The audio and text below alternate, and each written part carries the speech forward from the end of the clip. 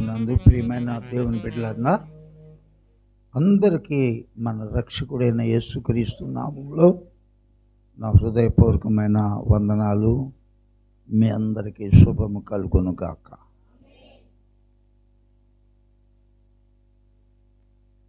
ఇది 3వ ఆదివారం, 18వ తారీఖు.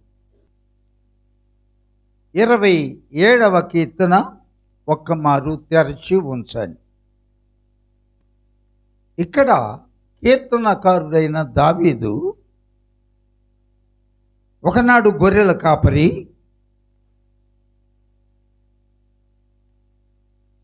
ఏ గుర్తింపు కూడా లేనివాడు, మరి దేవునికి హృదయానుసారుడిగా జీవించాడు కాబట్టి ఆశ్చర్యకరమైన కార్యములు చేస్తాడు. ఈ సంవత్సరము వాగ్దానం ఎవరైనా చెప్పగలరా? నీవు నమ్మిన ఎడల ఆ కార్యములన్నీ నీ జీవితంలో చేయబోతున్నాడు. అలాగ గొర్రెల కాపరి ముళ్ళ కంచెల వెంట, కొండల్లోనూ లోయల్లోనూ, భీకర ధ్వని గల ఎడారి ప్రాంతముల్లోనూ, ఓ ప్రాణహాని కలిగించే క్రూరమైన జంతువుల మధ్యలోనూ తండ్రి ఇచ్చిన మందను మేపుకుంటూ ఉంటున్న స్థితి ఇది. ఎక్కలేనంత ఎత్తైన కొండ మీదకి ఎక్కించి మహారాజునుగా చేసి 40 సంవత్సరాలు తన చేత అద్భుతమైన శాంతి సమాధానములతో కూర్చిన పరిపాలన చేయించుకున్న స్థితి అక్కడ. ఆయనకి ఒక లోటు ఉంది, హృదయంలో ఒక కోరిక ఉంది. ఇప్పుడు చూడండి, 27వ కీర్తన 4వ వచనాన్ని నేను చదువుతున్నాను. యెహోవా యొద్ద ఒక్క వరము అడిగి తిని దానిని నేను వెదకుచున్నాను. ప్రియ సహోదరి సహోదరుడా, దేవుని దగ్గరకు వచ్చినప్పుడు ఏదైనా ఒక్క వరం అడుగుతున్నావా? దానికోసము వెదుగుతున్నావా? అడుగుడి మీకు ఇవ్వబడును, వెదకుడి మీకు దొరుకును, ఖచ్చితంగా దొరుకుద్ది. తట్టుడి మీకు తీయబడును. అడుగు ప్రతి వాడు పొందును. మనలాంటి పిచ్చి కోరికలు ఏం కోరట్లా. అయ్యా మా అబ్బాయికి పెళ్ళి, మా అమ్మాయి ఆస్ట్రేలియా పోవాలి, మా అబ్బాయికి అక్కడ హైటెక్ సిటీలో 3 బెడ్రూమ్ కావాలి. మనము ఎంతసేపు మంటి వారము, మన్ను సంబంధమైనవే వెతుకుతుంటాము. దావీదు అడుగుతున్నాడు. అందుకే దేవుడు చెప్పాడు, బెత్లెహేముడైన యెష్షీ కుమారుడకు కుమారుల్లో ఒకనిని నేను కనుగొంటిని, అతడు నా హృదయానుసారుడు, నా చిత్తమంతయు నెరవేర్చేవాడు. ఆ హృదయానుసారుడు ఒక కోరిక అడుగుతున్నాడు. యెహోవా యొద్ద ఒక వరము అడిగి తిని దానిని నేను వెతుకుతూ ఉన్నాను. ఎక్కడ వెతుకుతున్నాడు? గొర్రెలు కాస్తున్న దినాలలో గొర్రెల మందల దగ్గర వెతికాడు. ఆ అరణ్యాల్లో వెతికాడు. కొండల్లో దిగినప్పుడు ఎక్కాడు, ఎక్కినప్పుడు వెతికాడు, దొరకలా. అన్నోళ్ళు ఎలా ఉన్నారో వెళ్ళి చూసిరయ్యా, యుద్ధరంగంలో ఉన్నారంటే అక్కడ ఏలా లోయ దగ్గరికి వెళ్ళినప్పుడు ఆ సైన్యంలో వెతికాడు, అక్కడ దొరకలా.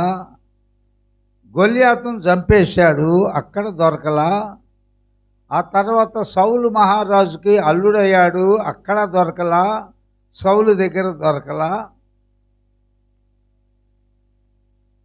దానిని నేను వెతుకుతూ ఉన్నాను.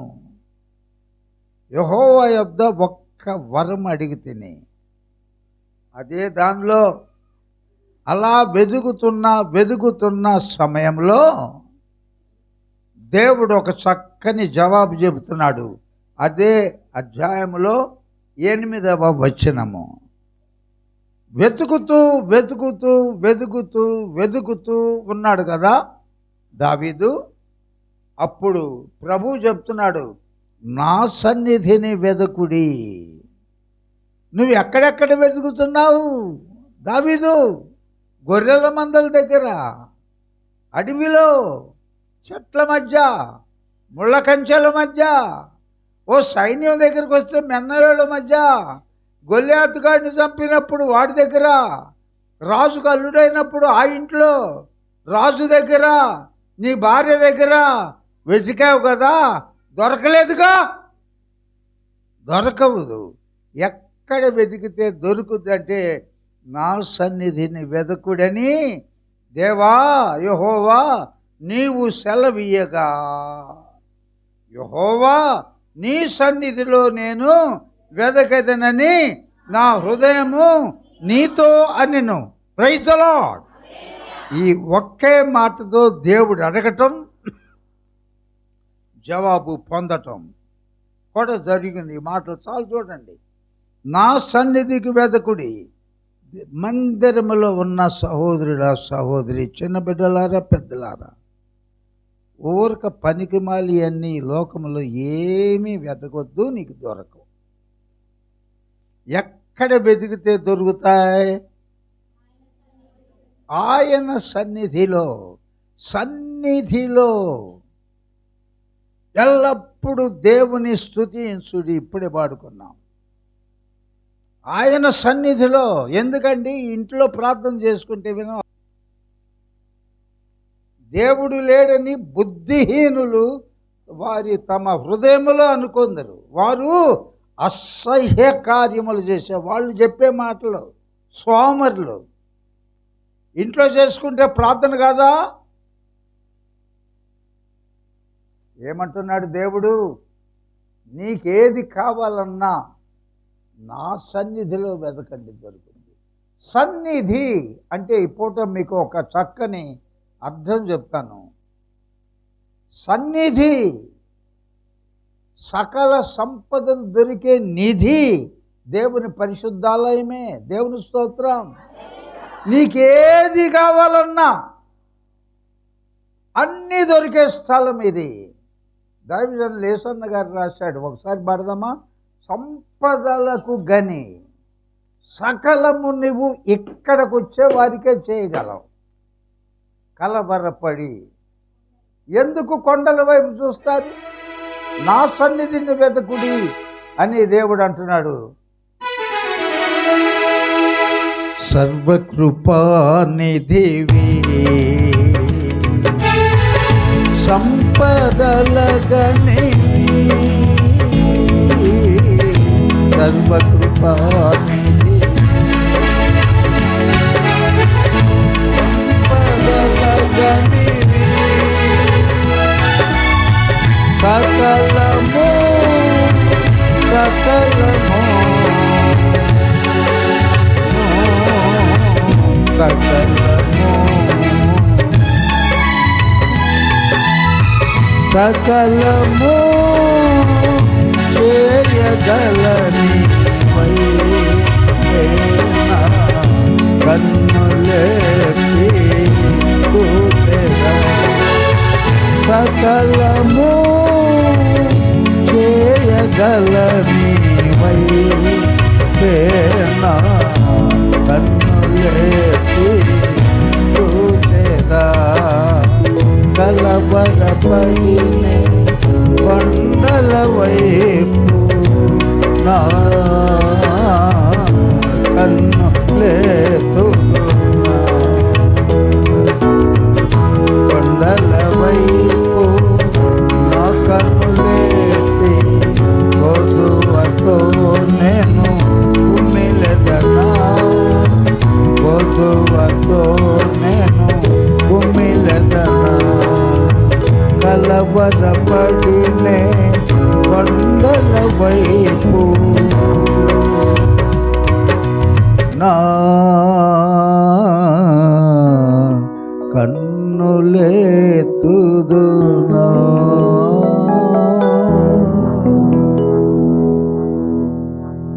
నా సన్నిధికి వెతకండి. దైవజనులు అదే రాశాడు 121 కీర్తన. కొండల తట్టు నా కన్నులు ఎత్తుచున్నాను.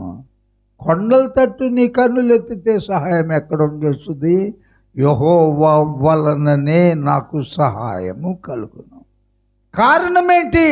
ఆయన భూమి ఆకాశములను సృజించినవాడు. నిన్ను కాపాడువాడు కునుకడు, ఇశ్రాయేలును కాపాడువాడు కునుకడు, నిద్రపోడు. ఆయన దగ్గర వెతకండి. ఏది కావాలన్నా సకల సంపదలు ఆయన దగ్గరే ఉన్నాయి. నేను రక్షించబడిన తొలి దినాల్లో ఒక దైవ సేవకుడు చెప్పిన ఒక మాట గుర్తొస్తుంది, జ్ఞాపకం చేస్తాను నవ్వుకోవటం కోసం. ఒక భయంకరమైన గజ దొంగ ఉన్నాడంట ఒకడు. భయంకరమైన గజ దొంగ. సీఎం ఇంట్లో అంటే లెక్కలేదు, మామూలుగా హోమ్ మినిస్టర్ ఇల్లు అంటే లెక్కలేదు. ఎంతమంది సెక్యూరిటీ జడ్ కేటగిరీ ఉన్నా కానీ వాడు సునాయాసంగా దొంగతనాలు చేస్తాడంట. ఆయనతో భార్య అంట ఒకరోజు పందెం కాసిందంట. భార్య పందెం కాసింది. ఏమయ్యా నువ్వు తెగ పెద్ద గజ దొంగ, పేపర్లో పడుతుంది నిన్ను గురించి, అక్కడ బళ్ళారిలో బ్యాంకు చోరీ చేశావంట, నువ్వేం దొరకట్లేదు, ఫోటో ఇట్లేదు కానీ రాశారు. నేను ఒక చోట డబ్బులు ఇదిగో నా దగ్గర ఉన్న డబ్బులు ఈ రాత్రి ఒక చోట పెడతా. పెద్ద చీఫ్ మినిస్టర్ వాళ్ళు ఇల్లు కూడా నేను దొంగిలించానన్నావు కదా, హోమ్ మినిస్టర్ ఇంట్లో కూడా దొంగలతనం చేయగలనన్నావు కదా, నేను ఒక చోట దాచి పెడతాను, బెట్ చెప్పబే ఎంతో చెప్పు పందెం.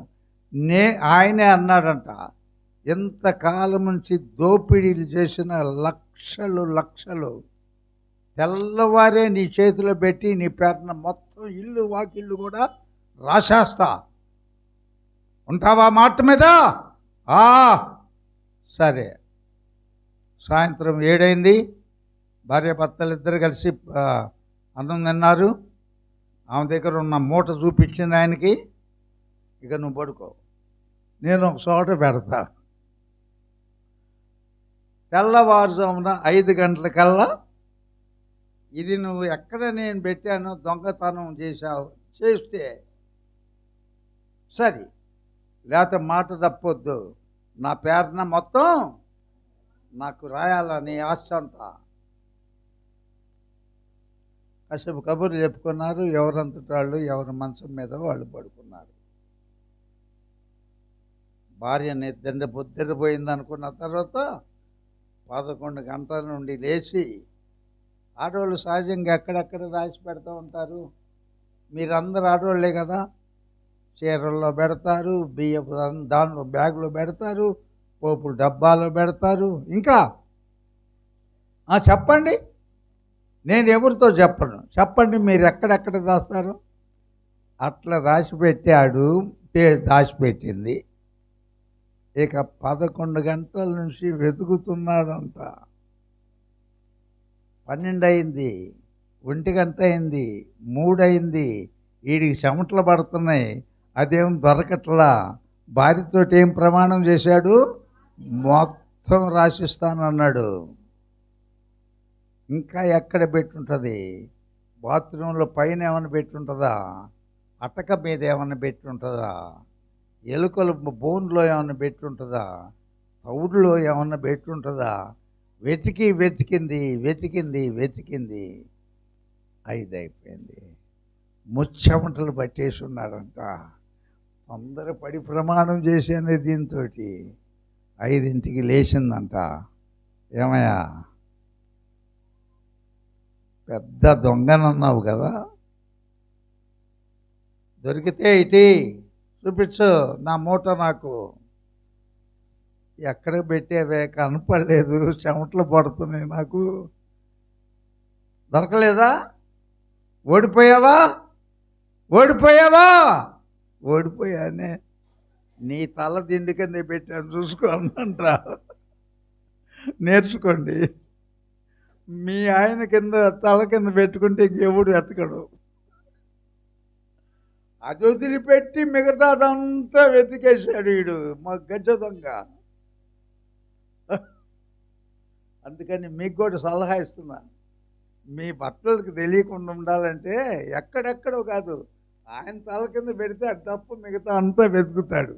దేవుని స్తోత్రం. దావీదు ఎక్కడ ఎదుగుతున్నాడమ్మా? ఒక్క వరం అడిగి తిని దానికోసం నేను రకరకాలుగా వెతుకుతున్నాను అంటున్నాడు. చాలామంది చాలా వెతకటం అంటే ఏంటి? ఎప్పుడు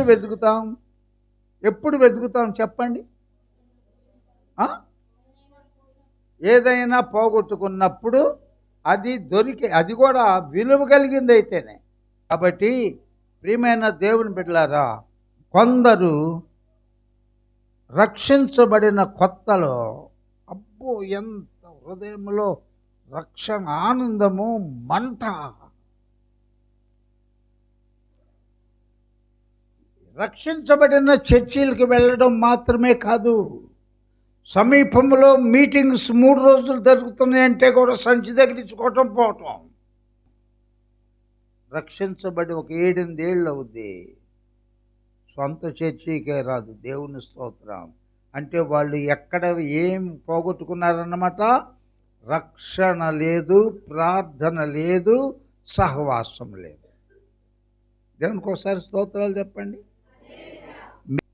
అందుకని అంటున్నాడు జీవాధిపతి, నా సన్నిధిని మీరు వెదకండి అని. దేవా నువ్వు సెలవీయగా, యెహోవా నీ సన్నిధిలోనే నేను వెతుకుతానని నా హృదయము నీతో అన్నానయ్యా. కాబట్టి ఏది కావాలన్నా నీ సన్నిధికే నేను వస్తా. ఎలా వెతుకుతాను?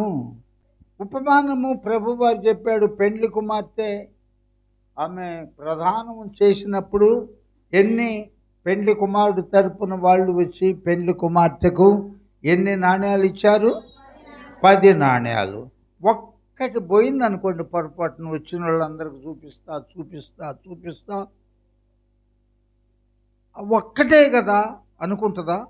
ఆ ఒక్కటి కనపడకపోతే ఆ బిడ్డకు వివాహం జరుగుద్దా? పెళ్లి కుమారుని తరపున వచ్చిన వాళ్ళు, పెళ్లి కుమారుడు అది నా డబ్బులు నేను ఇచ్చిన 10 వెండి నాణ్యాలే జాగ్రత్తగా చూడకపోతే నా ఎడల శ్రద్ధగా నన్ను చూసుద్దా? క్యాన్సిల్ అండి, సారీ, మిమ్మల్ని మేము చేసుకోలేము. అరే సంవత్సరం క్రితము 10 నాణ్యాలు ఇస్తే ఈ 12 నెలల్లో ఒక నాణ్యం కనపడకుండా పోయిందంటే ఏం శ్రద్ధ, ఏం సంసారం చక్కబెట్టుకుంటుంది? అలాగే నువ్వు రక్షణను పోగొట్టుకుంటే పరలోకమునకు చేరగలవా? ఏకాంత ప్రార్థన జీవితం పోగొట్టుకుంటే పరలోకం పోగలవా? పాటలు, వాద్యములు ఇవన్నీ అవసరం, అయితే వాటి వలన పరలోకం పోము. వ్యక్తిగత ప్రార్థన, అనుదినము పాపాలు ఒప్పుకొనే విడిచిపెట్టే అనుభవము, ప్రతిదినము రక్షణ వస్త్రము మలినమైందా, పరిశుద్ధంగా ఉందా, ఇవన్నీ ప్రశ్నించుకుంటా చెక్ చేసుకుంటా ఉండాలి. కాబట్టి ప్రియమైన దేవుని బిడ్డలారా, ఎలాంటి ఆసక్తి, ఆ ఒక్క వెండి నాణ్యము పోగొట్టుకున్న ఆ వధువు అనవసా, పెళ్ళి అవ్వలేదు కదా, ప్రధానమైంది ఆ స్త్రీ ఎట్లా వెతుకుద్ది? ఇల్లూర్చి, దీపం వెలిగించి, మంచాలు ఎత్తి, దిండ్లు దులిపి మొత్తం వెతికి అది దొరికినప్పుడు ఎంతో సంతోషంతో ఇరుగు పొరుగు వారికి, స్నేహితులకి అందరికి చూపించి, ఇదిగో నా పెళ్ళి క్యాన్సిల్ ఏమో అనుకున్నాను, ఇదిగో దొరికింది, ఈ 10వ నాణ్యం అని కూడా సంతోషపడదా? దేవుని యొక్క వాక్యంలో చూడండి, బైబిల్ ఉన్నవారు యెషయా గ్రంథము, ప్రవక్త అయిన యెషయా గ్రంథము 26వ అధ్యాయం ఒకసారి చూద్దాం, త్వరగా ముగిస్తాను.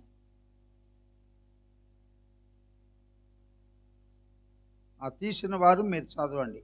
యెషయా గ్రంథము 26వ అధ్యాయము 17వ వచనము. యెహోవా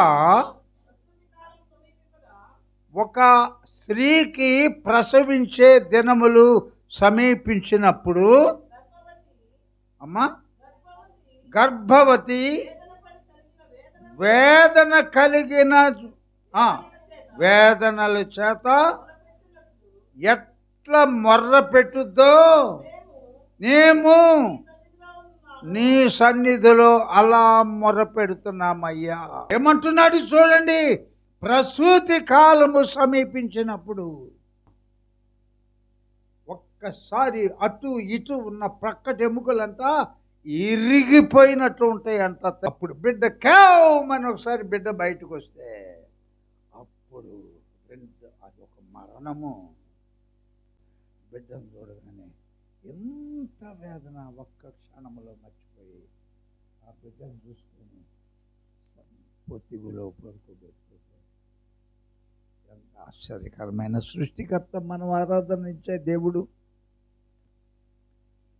దేవా, నా సన్నిధిని వెదకుడి అన్నావు కాబట్టి నేను నా హృదయం నీతో, యెహోవా నీ సన్నిధి వెతికెదను అని నీతో అన్ను. అలాగ దేవుని సన్నిధి వెతికాడు కాబట్టి 40 సంవత్సరాలు బ్రహ్మాండమైన ఇశ్రాయేలు దేశంలో దేవునికి హృదయానుసారుడై పరిపాలన చేశాడు. నువ్వు కట్టడానికి వీల్లేదు. నేనేమో గంధవర్ణములతో కట్టబడిన మేడలో ఉన్నాను. సృష్టికర్త అయిన నా దేవుని యొక్క నిబంధన మందసము తెరల మధ్యలో ఉన్నది. అయ్యో, ఆయన కొరకు ఆలయం కడదామంటే కాదు, నువ్వు కాదు, నీ కుమారుడు నీ గర్భంలో పుట్టిన సొలొమోనే కడతాడంటే అలాగని ఇంకా నాకేం సంబంధం లేదనుకున్నాడా? ఓ, తన శక్తి కొద్ది శ్రేష్టమైన కలప, టన్నుల టన్నుల టన్నుల బంగారము, 100 టన్నుల వెండి, ఇత్తడి, ఇనుము మొత్తం సమకూర్చాడు. అదిగాక తన పర్సనల్ కూడా దేవునికి ఇచ్చిన మహా గొప్పవాడు. వెతుకుతారా దేవుని సన్నిధి? గురువారాలు రాని వారు నాకు చాలా కష్టం అవుద్ది. ఏం తక్కువ చేశాడు కాబట్టి. ఎందుకు? జీవము కలిగిన దేవుని చేతిలో పట్టడం బహుభయంకరం. దూరమని ఏ పనైనా మానేసావా? నరులారా తిరిగిరనంటే క్షణంలో వదిలిపెడతావు ఈ లోకాన్ని. జాగ్రత్త. అటువంటి దావీదు ఒక్కసారి దేవునికి విరోధముగా భయంకరమైన పాపం, ఊరియా భార్య అయిన బెత్షెబాతో అక్రమముగా తెలిసి కూడా పాపం చేసినందుకు నీ సన్నిధి వెతుకుతానే అన్న వ్యక్తి, నీ సన్నిధిలో నుండి నన్ను త్రోసివేయకుము. అయ్యా, నీకు విరోధముగా పాపం చేశాను కాబట్టి సమాధానం లేదయ్యా, సమ్మతి గల మనసు నాకు దయచే ప్రభువా అని ప్రార్థన చేశాడు. మీరందరూ కూడా అలా పశ్చాత్తాపంతో ప్రార్థన చేస్తూ ఉండండి. నేను ఆయన పాడిన పాట, దేవా నా యందు శుద్ధ హృదయము కలుగు చేయమని పాట నేను పాడుతూ ఉంటాను. నెమ్మదిగా మీరందరూ విరిగి నలిగిన హృదయాలతో పశ్చాత్తాపముతో ఎక్కడ పాపం చేశావో, ఏది పోగొట్టుకున్నావో తిరిగి పొందుటకు నీ సన్నిధానములో నుండి నన్ను త్రోసివేయకమని దావీదు పాడిన పాట నేను నెమ్మదిగా పాడుతుంటాను. హృదయపూర్వకంగా ప్రార్థన చేయండి.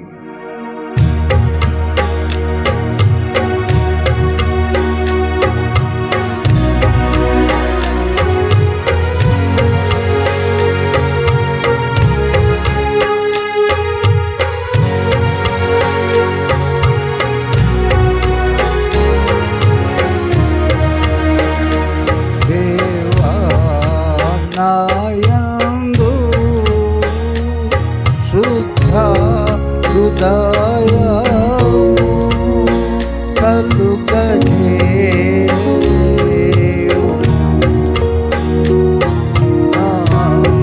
తరంగములో స్థిరమైన మనసు